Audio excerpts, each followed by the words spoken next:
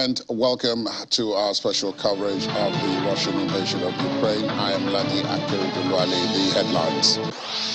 Russia says Mariupol must surrender today, even as President Zelensky confesses that the situation there is as tough as possible. German government works with armaments industry to deliver more weapons to Ukraine. UN Chief Antonio Guterres calls for a 4-day pause in war in Ukraine for humanitarian reasons.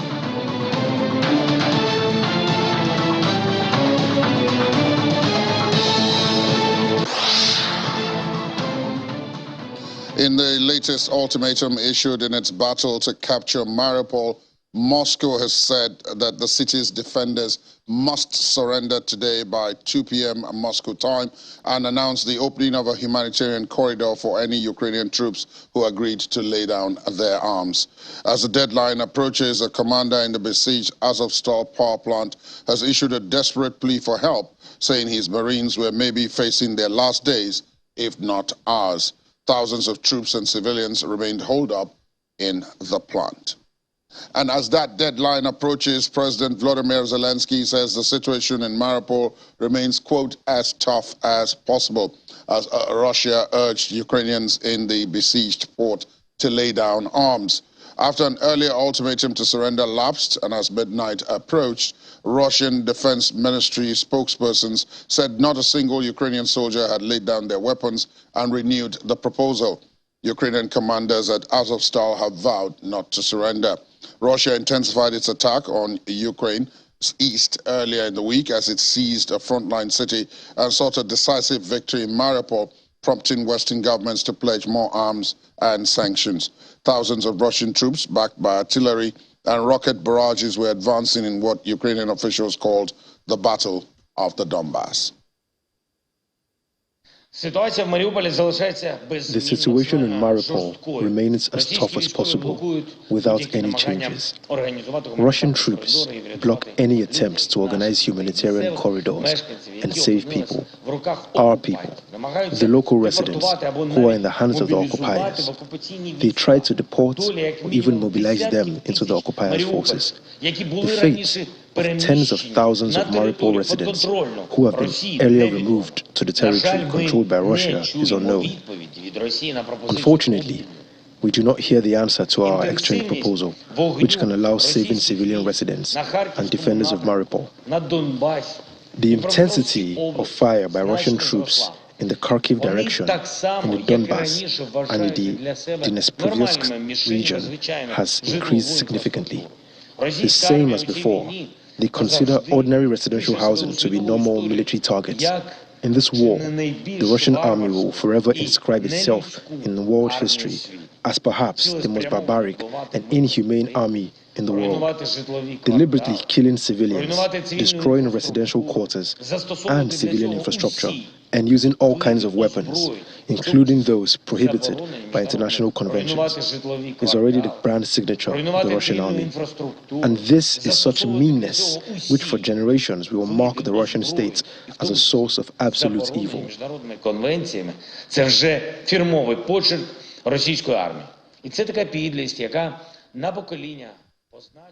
The Pentagon has said that Ukraine's partners have provided it additional military aircraft and parts to repair others in Kiev's arsenal that were damaged or were inoperable.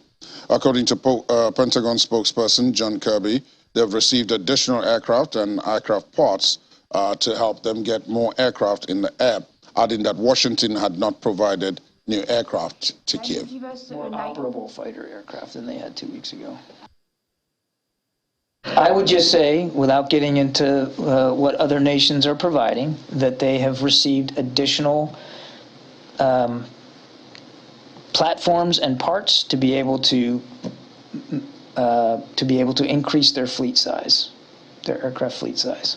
I think I'd leave it at that. I would say we certainly have helped with the transshipment of some additional spare parts that have helped with their aircraft needs, but we have not transported whole aircraft. Meanwhile, Germany will continue to support Ukraine militarily and financially, although it has practically maxed out the weapons it can deliver from its own stocks and is instead working with the armaments industry. That's according to Chancellor Olaf Scholz. Among the weapons that military equipment makers say they could deliver quickly and that Ukraine needed were anti-tank and air defense weapons. That's according to what Mr. Scholz told the news conference after participating in a call with his Western allies. Asked if Germany would deliver high-end Leopard tanks to Ukraine, he said Berlin, as well as Western allies, had come to the conclusion that it made most sense to deliver weapons Ukrainians already knew how to use. The allies were coordinating deliveries of weapons and that the peace being offered by Mr. Putin was not acceptable. Among those on the call were U.S. President Joe Biden, Canadian Prime Minister Justin Trudeau, European Commission President Ursula von der Leyen, French President Emmanuel Macron, NATO Secretary General Jens Stoltenberg, and British Prime Minister Boris Johnson, as well as the leaders of Poland, Japan, and Italy. It can push back the Russian attack. We have asked the German arms industry to tell us what material it can supply in the near future. Ukraine has now made a selection from the list, and we are providing it with the money necessary for the purchase. Amongst these, as before, are weapons that include anti-tank weapons and interception equipment. Among them are other things like ammunition and also what could be used in artillery combat. This aim is to strengthen the Ukraine military such that it can push back the Russian attack. Meanwhile, Russia has warned that it will retaliate against Poland if its embassy in Warsaw stops working because it cannot receive fresh funds from Moscow. In March, Poland expelled 45 Russian diplomats over allegations of working for Russian intelligence and blocked the embassy's bank accounts. Moscow, which dismissed the accusations as baseless, retaliated in kind. Relations between Russia and Central European countries that once formed part of its sphere of influence have long been fraught, but the invasion of Ukraine has fueled fear and suspicion about Moscow's intentions. A spokesperson for Poland's Foreign Affairs Ministry said 45 diplomats were asked to leave Moscow in retaliation, and the Polish embassy's bank accounts have also been frozen. Poland's decision to expel the Russian diplomats followed similar decisions in the Baltic states as well as Bulgaria. Unless we have some cash reserves, but they are not unlimited, and unless the situation changes after some time, it may so happen that we shall not be in a position to pay our bills, and theoretically, for example, the Polish companies may start cutting the supply of energy or water or whatsoever, and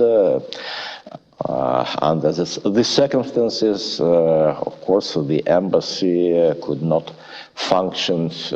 Naturally, we protested both here at the Ministry of Foreign Affairs and in Moscow to my Polish colleague. The principle of reciprocity is applicable in such matters, and the bank accounts of Polish embassy in Moscow recently have been also frozen, and it should be clear that as soon as our embassy stops functioning here, the same will happen to the Polish embassy in Moscow. We hope that finally the reason will prevail in the attitudes of our Polish partners.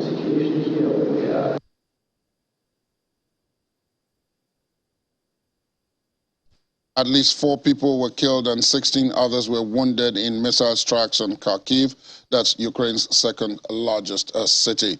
Bodies of people apparently killed by shrapnel could be seen outside apartment blocks around the city, several of which were damaged in the attack. there was no immediate confirmation of overall casualty numbers.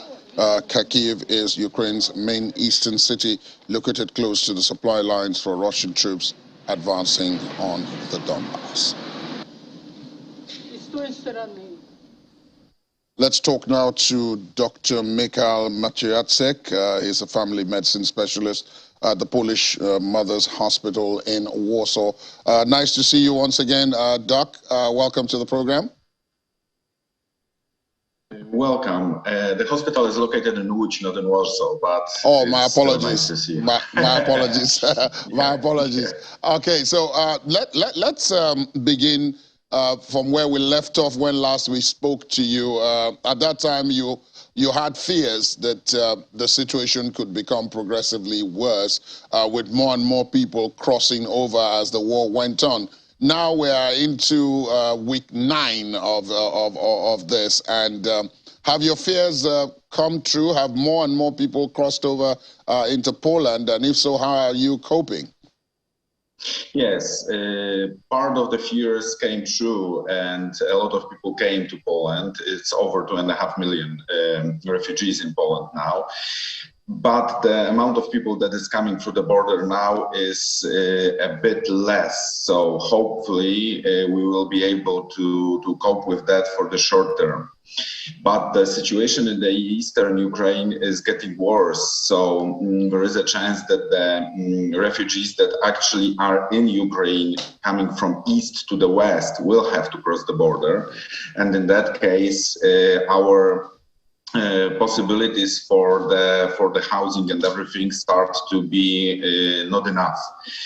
The situation is getting worse, and we need to prepare for sure for also long-term situation with the refugees, because at least part of Ukraine is impossible to inhabit now. They don't have places to come back to. So it's not for weeks, but at least for months or even years for some of those people that they need to look for shelter and housing outside Ukraine. The same situation goes with kids that they need to go to schools. We fully understand that this year, school year, which is ending in June, that's one part of the problem, but the next one is starting in September, and we need to also prepare for that. We need to prepare the infrastructure for schooling, for kindergartens, for everything like that. And for that we need money, and basically we're still waiting for most of the support from foreign countries. So basically for now we are doing whatever we can, but it's more people are doing whatever they can than outside money or government. So if you look at the situation in Ukraine and the war crimes committed by Russian army, basically the genocide that is happening there, there is a very limited chance that the people will come back or will be able to come back soon. So the situation is still tense and progressive. We have a lot of information also about forced resettlements that are happening in Ukraine, that actually Russian troops are forcibly taking civilians and taking them into Russia, mainly children. It's about 120,000 children that were resettled during the crisis, during the war, and those are the data from Ukrainian side. So we still have that problem that some of the families are just in 2 different places. They are scared. They don't know what the other part of the family is into, basically. So yeah, we still have a lot of issues here, and the situation is not getting easier, but it's getting in a very serious way more difficult. In terms of the health situation itself, I know that when we spoke last, you said that because of the situation and the suddenness of the arrivals and the numbers of the people who were arriving and the various things that they needed to be treated and looked after for, many of them were in cramped accommodations. You pointed out then that the Polish people, many of them opened their private homes to take in some of these people. But we still had a lot of visuals of people in cramped accommodation and all of that. And because their vaccination status was also unknown, some of them crossed the border with COVID-19 into Poland, amongst other things that then cropped up. And then there was a difference between what was going on with the children and what was going on with the adults in terms of health care. What is the situation now? The situation now is that most of the people are housed in other people's houses and places that are not put it in one place too many people. So that part is getting a bit better. But the situations with the vaccines for COVID, the problem is that they basically don't even want to be vaccinated, and that's because of the lack of knowledge of the situation of the vaccines. Some of them are vaccinated, but with the vaccines that are not acceptable in Europe, like Sputnik vaccine, which is Russian vaccine. And also, if we are talking about vaccinations, at least 60–70% of children are not vaccinated at all or in a very limited way. And I'm not talking about COVID, but vaccinations per se. So we tend to start having a problem with the diseases that theoretically were eradicated in Poland can come back. And as we all know, there is a percentage of kids that cannot be vaccinated because of the health issues. So we are also preparing for coming back of some of those diseases that are also quite difficult to deal with. Another thing is that we are now facing some problems with upper respiratory system diseases that are not even connected with COVID, but that's the end of flu season, and we start to see that the amount of sick people is getting very high now. So in past 2 weeks, we stopped using masks in open and closed spaces. Only in hospitals they are still needed. So not only COVID, but other respiratory diseases are getting quite in numbers. Given that, so what are you able? What are you? My apologies. What are you able to? What are you able to do given all the shortages? I mean, Poland can prepare for its own citizens, was expected to prepare for its own citizens, but this additional number of people, and even though you said it has slowed, the number crossing has slowed, but they're still coming. And now with the war shifting to the east, where Russia has just launched a new offensive, it is quite possible that more people will seek to cross to Poland. So you talked about the fact that many of the promises that were made to Poland when, you know, the refugees crossed over in terms of funding, in terms of kits and all of that, have not yet materialized. And yet more people are coming. So for someone in your profession, I know I asked you then, you know, if you're not overwhelmed, and you said, well, you're trying to cope, because the number of doctors in Poland has not increased. It's only the number of patients that would appear to have increased. Exactly. Is that situation different now? The situation is a bit different because the number of patients from Ukraine is growing, okay? Because for the first few weeks, they either had their medicines, either they weren't seeking help, or they weren't in the system, so they didn't have personal identification numbers, which are a lot of help in the care system.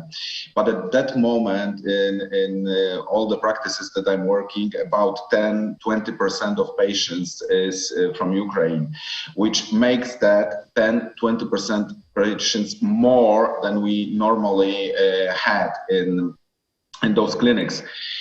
At that point, we are able to cope, but that gives us maybe weeks of doing so.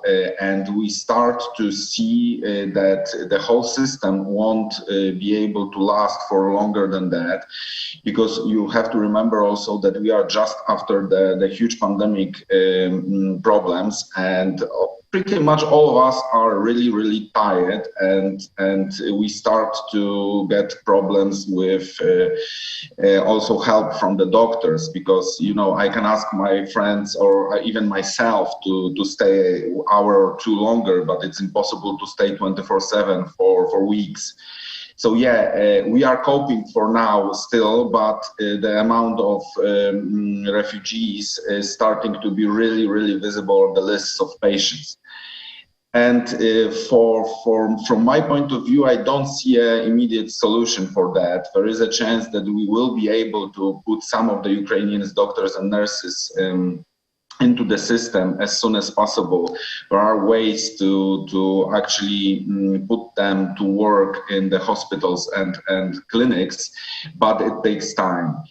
And time is what we don't have at that particular moment. So we will see, but I think that even before the whole thing, the system was lacking a lot of doctors and nurses.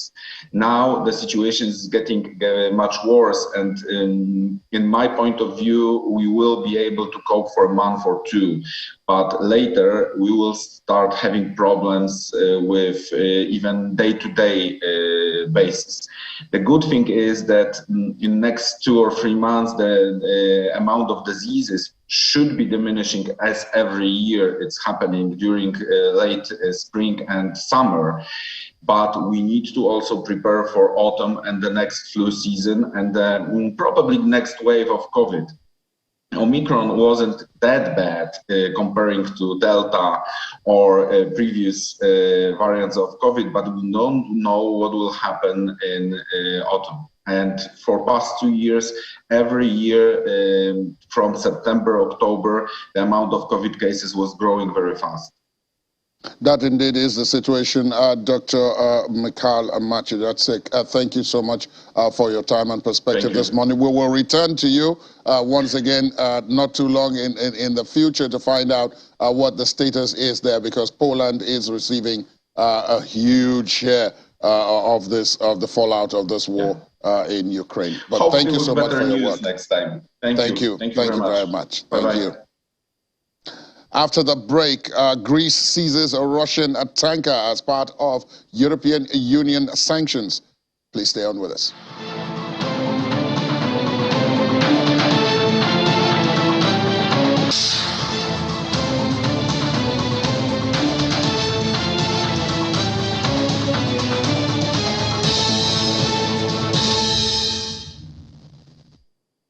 Thanks for staying tuned. Welcome back. A total of 13 of 19 Nigerians detained in various camps in Poland have now been released. The Nigerians were released with the intervention of the Nigerian ambassador to Poland, Major General Christian Ugu.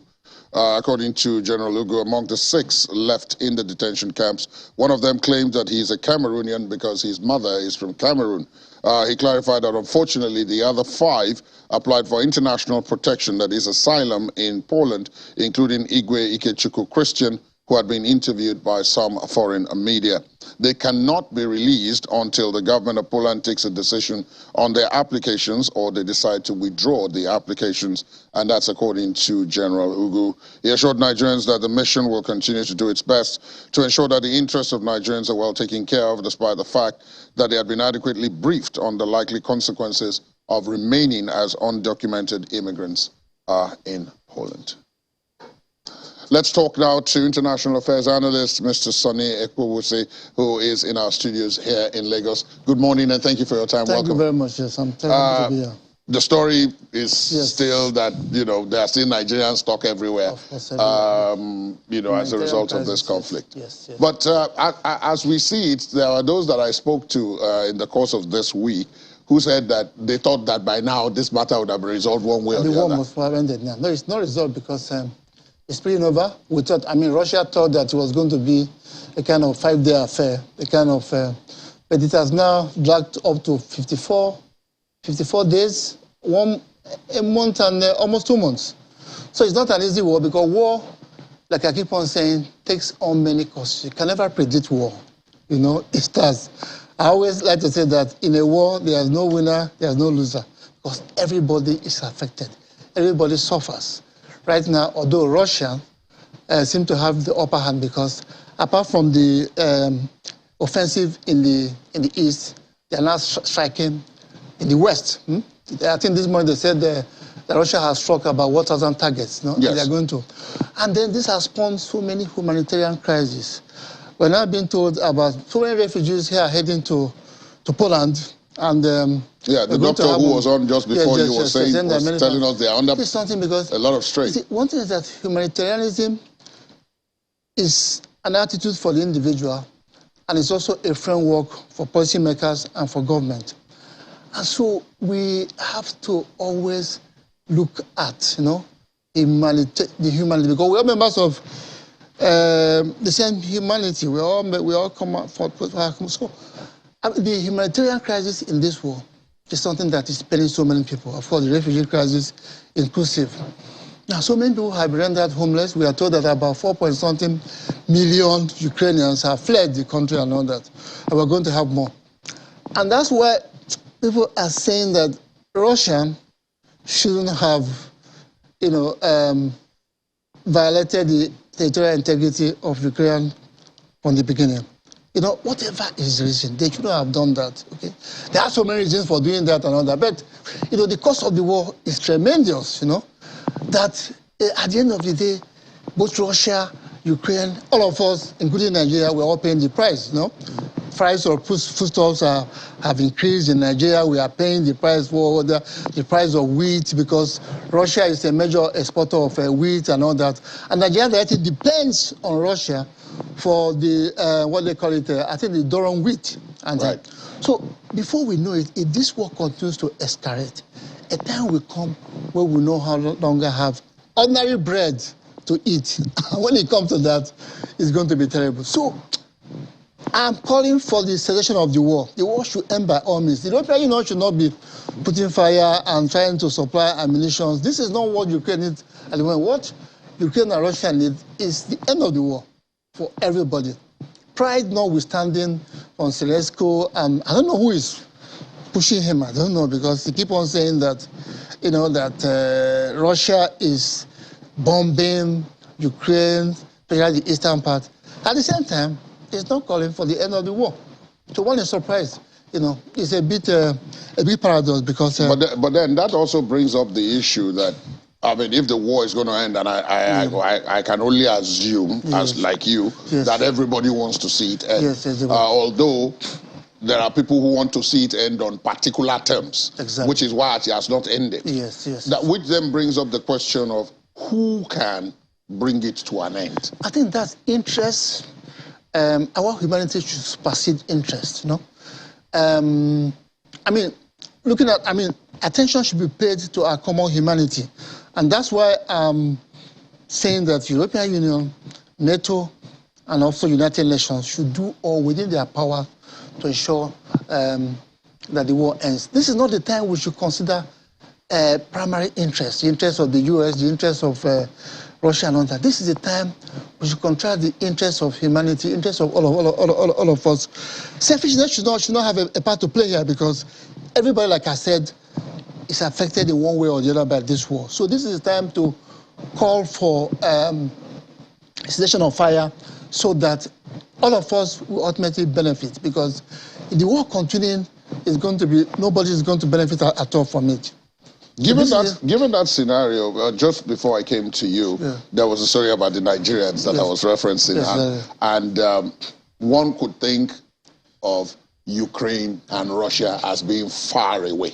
But the Nigerians who both were professionals there and who were studying there as students have also been caught up in all of this, and their families back here. In the chair you're sitting now, yesterday I had a young student, only 20. He went there when he was 16 to study medicine, and he was just one of many. So when you talk about the humanitarian part of it, the humane part of the world, one could understand. But that brings up the question, why is that usually not the first place we go? Why is it that it is when people like you point to it that some people say, yes, okay, that's also true. Why is this issue of arms and aggression and war is the first option? it is terrible because, I mean, that's why United Nations was set up in 1945 to say that in Article 2, Subsection 4 of the Charter of the United Nations said that nations should not violate the territorial integrity of the other nations or political independence of other nations. And despite that, it is still going on. The United States have done their own, they have invented so many nations and all that. Now Russia has done its own. Tomorrow, maybe China invading Taiwan or so. It is something that we should consider because, like I said, that look, that humanitarianism should, it's an attitude for the individual, it's also a framework for policy makers. I want you to expand on that part of the policy. How is that policy one? In the sense that in trying to consider that if so and so war is fought, it's going to affect so and so. Taking that into consideration, like I said, that we are all members of the same humanity, and taking that into consideration before you engage in a war, you have to think about the repercussions and the effect it will have. Russia thought that this war was going to end in 5 days. Now it's 54 days, and no. And there's no sign. Imagine that there's no sign. Some are afraid that it might lead to a third world war. We pray it does not. But the issue, what I'm trying to say is that we should always avoid, from the beginning, to ensure that we do not have war. Right now, we are still suffering the negative impact of the First and Second World War. And now we have the Russia-Ukraine war. And let me tell you that, it will take a long time for the war to recover from this war. The war might end soon, but at the same time, by the time you start taking care of the humanitarian crisis and the refugee, all sorts, it take a long time. You're talking about Nigerian students, many of them are back to this country. They're not going to be settled in university. I don't know what's going to happen to them. They have paid money. Even some 50-year medical students are back to this country. What are they going to do? Their future is quite uncertain. Other parts of the world is also affected. We haven't come to the economy, how it's affecting Nigerian economy. That's another question altogether, because Nigeria depends price of oil, it depends on refined products from Russia and all that. And right now, that has ceased. And don't forget that why it's hitting Nigeria badly economically is that our oil production has reduced over the years from $2.5 million in 2005. Right now, we're producing, I think it's $1.3 million that radically reduced. So we're depending on barrels? Russia. Yeah, barrels, exactly. Okay, barrels. Yeah, barrels. We are depending on Russia for refined products. Right now, that has stopped. So nobody knows where we are going. The price of F has skyrocketed because the aviation fuel has come. And we are talking about the issue of importation of other things. I mean, don't forget that apart from oil and gas, we also depend on Russia for agricultural products. You already mentioned wheat and all that. So this is something that is going to be a last case. So it is the interest of the nations that this war comes to an end. Nigeria is far from Russia, but we are going to feel it sooner or later. Okay, things are still okay because, I mean, the shipments that took place before the war, one is still enjoying it. But if this war continues up to 4 or 5 months, we are going to be in trouble. Nigeria, because we are so dependent on Russia. And this is time for us to sit back and think about our national development plan. If we are so dependent on countries like Russia, we import everything. And then we're in this crisis, well, what is going to happen? So we have to look inward now and say, look, let us do something for ourselves. Our local production, agriculture, and diversification to diversify the economy. Because if we are depending on oil and all that, we are not getting it, we're going to be in trouble. So it is quite, Nigeria is a threat. And it's not only Ukraine that is threatened, but Nigeria is very much threatened by this war. Before I let you go, I must talk about the UN, which you referenced earlier. Yes. Why does it appear to be that the UN is apparently so helpless? Toothless bulldog. I mean, that is something that it was set up in 1945 for one primary reason, for protection, for peace and security of nations. The United Nations over the years has become something else. It can hardly protect anybody. Even there are clauses in the UN Charter to mediate in terms of war, for mediation and arbitration, conciliation. But the UN is not even doing anything about it. What it means is that anybody, any nation, might has become the rule. Any nation can wake up any day and invade a small nation and get away with it. And that's what has been happening. It's very unfortunate that the United Nations has become a toothless bulldog. It has failed to live up to its bidding. It cannot do anything. It cannot even intervene. People are saying, why can't the United Nations intervene now and mediate and so that the war will be brought to an end?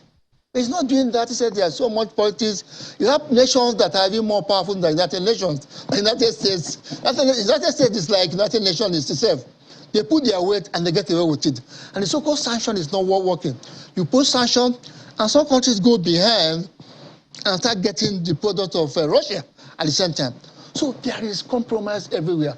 And so we are living in a war that might has become right. And this is terrible because any nation can wake up any day and invade you, and there's nothing you can do and get away with it. This was what happened during the traditional days, before the fall, after the fall of man. Kingdoms were waking up and attacking other kingdoms. We thought that when we are modernized and civilized, we will have United Nations, things will improve. United Nations and modernity and technology, we are still living in the past.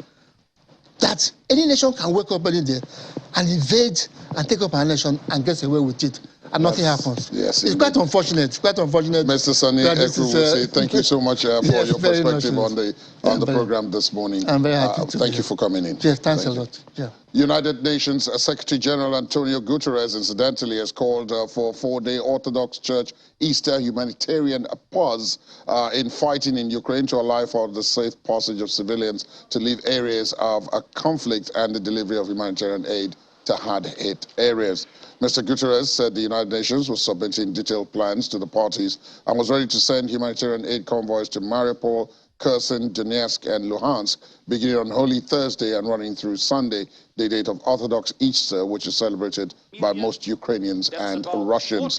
Humanitarian ceasefires between Ukrainian and Russian forces in Ukraine are not on the horizon right now, but may be possible in a couple of weeks, and that's according to UN Aid Chief Martin Griffiths.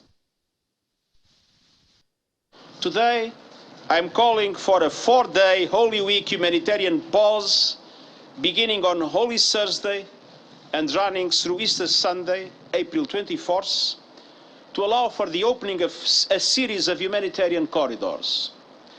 The humanitarian pause would provide the necessary conditions to meet two crucial imperatives.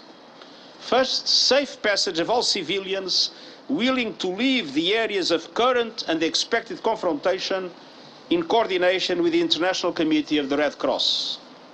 Second, beyond humanitarian operations already taking place, a pause will allow for the safe delivery of life-saving humanitarian aid to people in the hardest hit areas such as Mariupol, Kherson, Donetsk, and Luhansk. Humanitarian needs are dire. People do not have food, water, supplies to treat the sick or wounded, or simply to live day to day. More than 12 million people need humanitarian assistance in Ukraine today, and of those, more than 1/3 are in Mariupol, Kherson, Donetsk, and Luhansk. We anticipate that this figure will increase to 15.7 million. That's about 40% of all Ukrainians still left in the country. Instead of celebration of a new life, this Easter coincides with the Russian offensive in eastern Ukraine. The intense concentration of forces and firepower makes this battle inevitably more violent, bloody, and destructive. The onslaught and terrible toll on civilians we have seen so far could pale in comparison to the horror that lies ahead. This cannot be allowed to happen.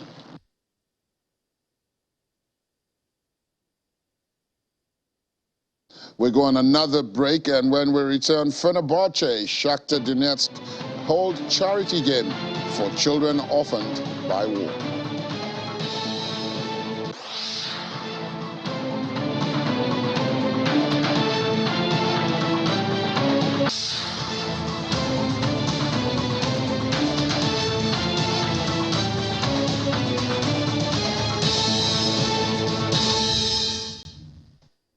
Thanks for staying tuned. Greece has seized a Russian oil tanker off the island of Ivier as part of European Union sanctions imposed on Moscow over its invasion of Ukraine.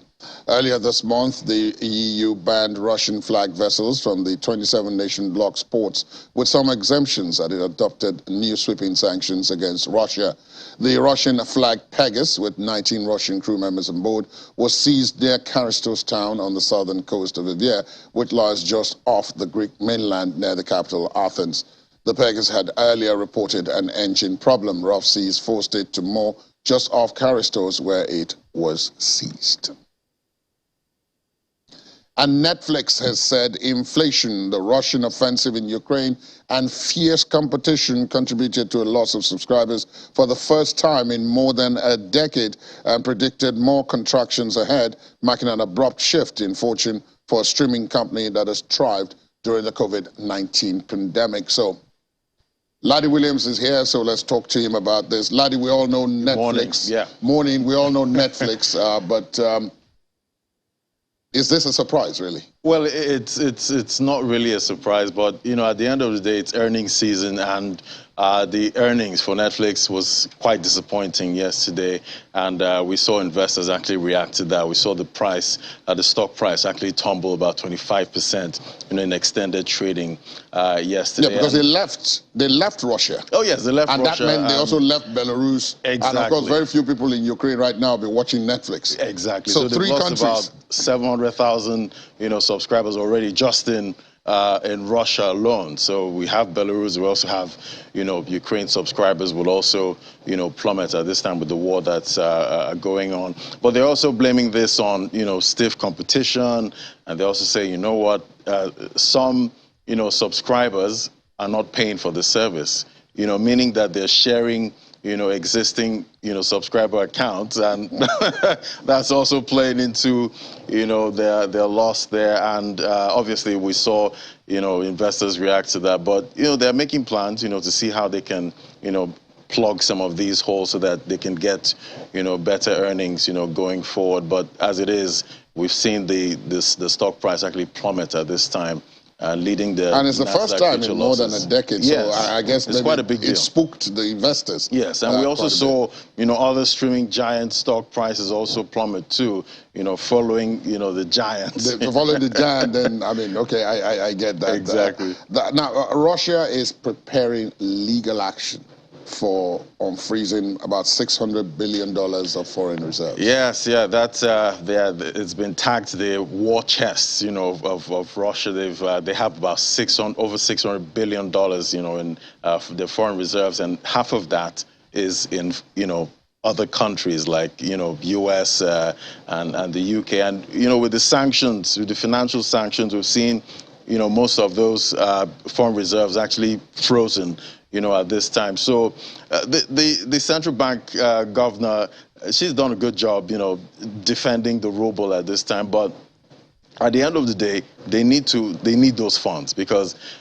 right now they're having to rely, on reserves at this point, even though, they're still selling their gas and, making money from that. But you can't have that much of your reserve actually frozen. It would impact, your economy, and they're already feeling, all of that at this point. So right now, you see the central bank governor of Russia is actually looking at, taking some strategic legal actions, at this time to get those funds, unfrozen. But it remains to be seen how, this action actually, how far it goes, in unfreezing most of this assets, because we know that, the U.S. is doing all it can to, squeeze their resources at this point so that they cannot fund this war. And you cannot rely on your reserves, totally, especially when it's been slashed, right, by half. By half. Now, incidentally, as you talk about the fact that they're still able to sell oil and gas and making revenue from there, the natural gas prices have dropped by more than 11%. Yeah, it dropped yesterday because at the end of the day, it's hot, on the continent at this point. So demand for gas is not as much, because they need the gas for cooling, when it's really cold, for heating. Right. But now it's quite hot, so demand has dropped there. And we also have Norway, which is one of the biggest providers too, of natural gas, but they're actually doing some kind of maintenance right now of their facilities. So there's some, disruption there, but at the same time, it's not needed that much because it's quite hot. Right now we saw the prices actually, it reflected on the prices yesterday. We saw natural gas prices actually, slump, right. yesterday. But at the end of the day, cold seasons will still come. Right. That's so. This is just short term. Yet. Yeah, don't be too excited. Right Oil now. prices also dropped 5% yesterday. Yeah. What's going on with that? Yeah, we've seen the IMF actually downgrade global growth, for 2022 at this point. They've cited inflationary pressures, the war brought about, by the war in Ukraine and rising energy prices. So they've put all of this together and say, you know what, this would, truncate growth, globally, at this point. And we saw, investors react to that. Commodity prices, drop. We saw oil actually drop about $5 yesterday, but there's been a rebound, this morning. Okay. This morning, we're seeing it but at the end of the day, it's not a good sign. The projections are quite, bleak at this point. So it remains to be seen how all of this plays out. And, at the end of the day, traders are looking at, you don't want this to actually happen. With this projection from IMF, we've seen the World Bank actually make revise and downgrade. Yeah, downgrade its forecast for a couple of countries and globally. So all of this, makes investments even more risky, at this point. So we saw, that reaction in prices. We'll have to keep an eye on that. Of course, I trust and know that Ladi and Ini are doing that around the clock for us on the business desk. The Business Morning Show, which will have details of this and other stories, comes up right after this, and Ladi himself will be back at 1:30 on Business Incorporated. Thank you for your time at this point. Thousands of Ukrainians are flocking to the U.S.-Mexico border seeking refuge after President Joe Biden promised to welcome 100,000 Ukrainians fleeing Russia's invasion. Earlier in the week, a bus and a van full of Ukrainian refugees was filmed approaching the El Chaparral port of entry in Tijuana. On the pedestrian bridge, they were seen carrying luggage and holding identification documents. For the last couple of weeks, this has been a normal scene at the border city, already crammed with thousands of migrants like Augusto Martinez, a 63-year-old Honduran seeking refuge in the United States. Martinez, his wife, and their 5 children, ranging from 9 to 1.5, have been staying at a shelter waiting for the Title 42 mandate to end on May the 23rd, the sweeping pandemic-related expulsion policy that closed the U.S. asylum system at the border.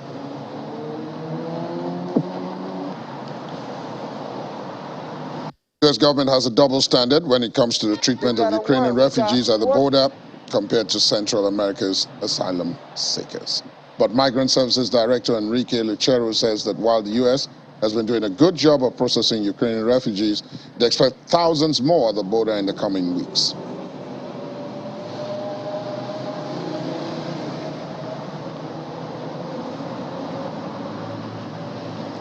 Kiev residents expressed confidence of a Ukrainian victory in Donbass as they joined long queues to buy a new commemorative stamp.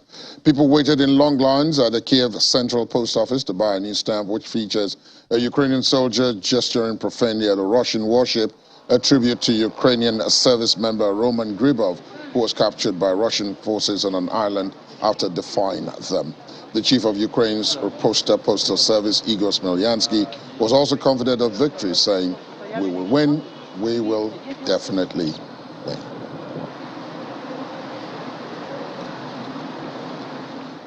And just before we go, Ukrainian football club Shakhtar Donetsk has held its 3rd charity game with Turkey's Fenerbahce in Istanbul. The club organized a tour in several countries to support Ukrainian refugees as Russian forces continued the bombardment of the country. Ukrainian players came out onto the field with Ukrainian flags tied onto their shoulders and wearing T-shirts showing 4-year-old Elisa, who was riding from Russian attacks in the Mariupol bomb shelter. Team captain and goalkeeper Andrei Piatov So the main goal of the charity tour was to spread awareness on the situation in Ukraine.